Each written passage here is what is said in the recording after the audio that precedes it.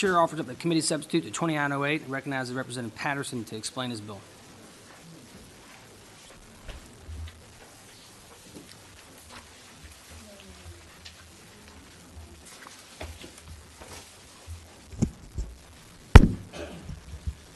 Mr. Chairman, thank you so much for allowing me to lay out this committee substitute for House Bill 2908 before this committee. Members, thank you. The deregulated Texas electricity market has been the envy of the nation. In the past few years, we have enjoyed 17-year lows in electricity rates. We have numerous retail electricity providers and energy consultants who offer a vast array of services to consumers, large and small. Most importantly, we've enjoyed a stable electricity grid, giving confidence to energy consumers, especially large employers, to enter our market and grow along our side. Unfortunately, this story may be changing. Though it may seem like a lifetime away to those of us in the legislature, summer is just a little over 2 months away. Based on a comprehensive study called the Brattle Report, our grid operator has a target reserve margin of 13.75%. That is, they take a look at the expected peak demand of the electricity grid and target generation capacity at 13.75% over peak demand. Consider the reserve margin a cushion over peak load to ensure that supply meets demand under extreme circumstances.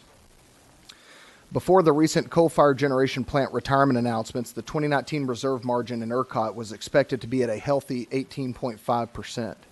Following the retirements, the reserve margin is now expected to fall to an historic low of just 7.4% this summer. In fact, we are not projected to be back to the 13.75% mark at any time during the next 5 summers. Texas is facing an unprecedented risk of emergency alert type conditions. We have a generation scarcity problem on the horizon.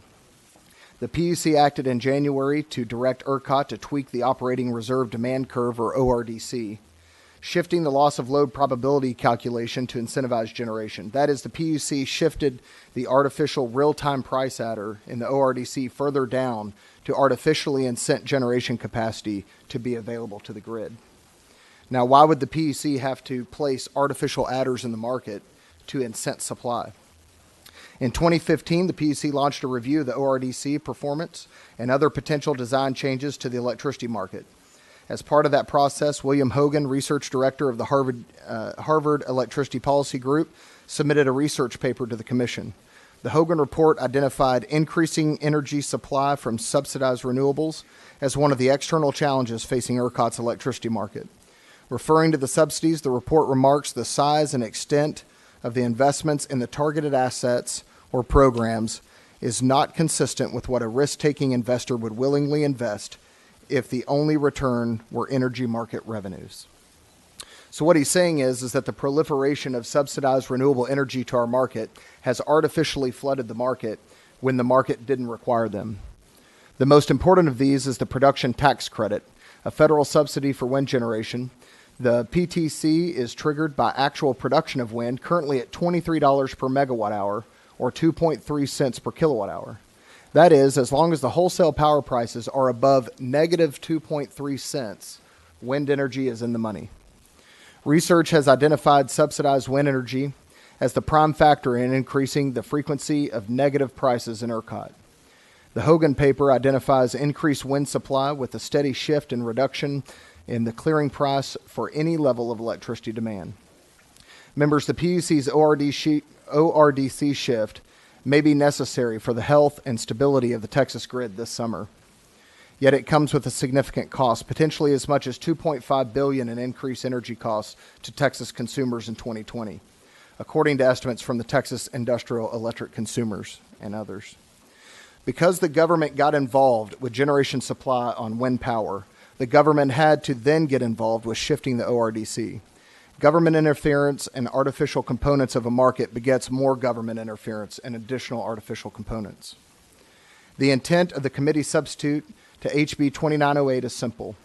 Direct the PUC to study what many have identified as a significant culprit behind our declining reserve margin, namely the wind production tax credit, and consider potential rules, procedures, or protocols to correct for the distortionary effects on our electricity market.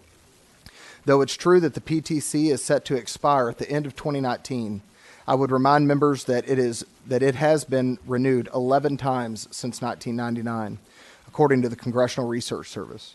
Regardless, the PTC is available for the first 10 years of production, and PTCs will continue to be claimed even if eligibility for the credit expires.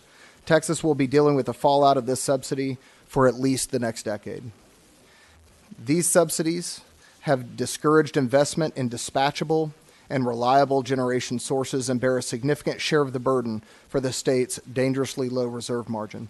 House Bill 2908 is a reasonable and modest attempt to grapple with serious issues affecting the Texas electricity market.